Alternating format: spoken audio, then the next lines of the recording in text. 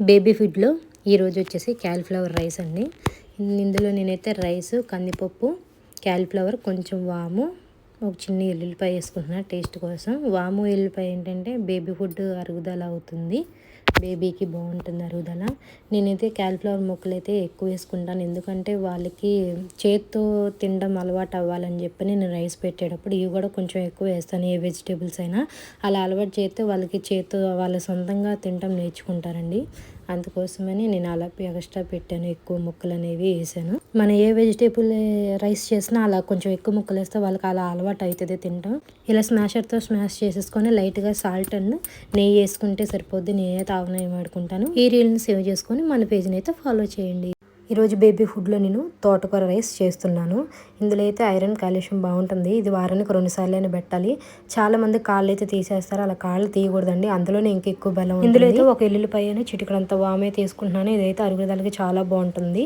ఇదైతే నేను అమెజాన్లో తీసుకున్నాను. ఇది అల్ట్రా క్రోనో కుక్కర్ అయితే ఇది ఆటోమేటిక్ విజిల్ వస్తుంది. పిల్లలతో పనిలో ఉన్నప్పుడు ఎన్ని విజిల్స్ వచ్చాయో లెక్కేసుకోలేము, అలా అలాంటప్పుడు ఇది యూజ్ అవుతుంది. నేను ఎందుకు ప్రీవియస్ వీడియోలో కూడా పెట్టిన కుక్కర్ గురించి ఒకసారి చూడండి. ఇదైతే చూసారు ఇప్పుడు ఎలా అయిందో. దీన్ని ఒకసారి మ్యాషర్తో మ్యాష్ చేసుకొని, మీరు వేయాలంటే లైట్గా సాల్ట్ వేయచ్చు, కొంచెం సాల్ట్ వేసుకొని లాస్ట్లో నెయ్యి యాడ్ చేసుకుంటే కొంచెం టేస్ట్ చాలా బాగుంటుంది. ఇది వీక్లీ 2 టైమ్స్ అయినా పెట్టండి. బేబీకి ఇప్పటి నుంచి అలవాటు అవుతుంది, మనకు ఆకుకూరలు అవన్నీ అలవాటు చేయటం. ఇది చాలా బాగుంటుందండి పిల్లల హెల్త్కి. Follow for more videos.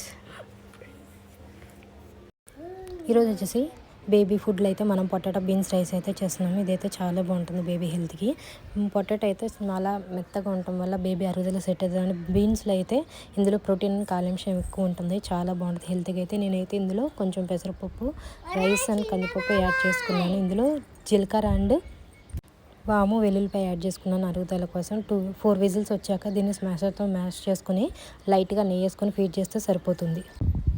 ఇది వచ్చేసి పోహా అండ్ ఓట్స్ అన్ని అదొక స్పూన్ ఇదొక స్పూన్ వేసుకొని 15 మినిట్స్ అయితే నానబెట్టుకోవాలి. తర్వాత వాష్ చేసేసి 2 కలిపి కొంచెం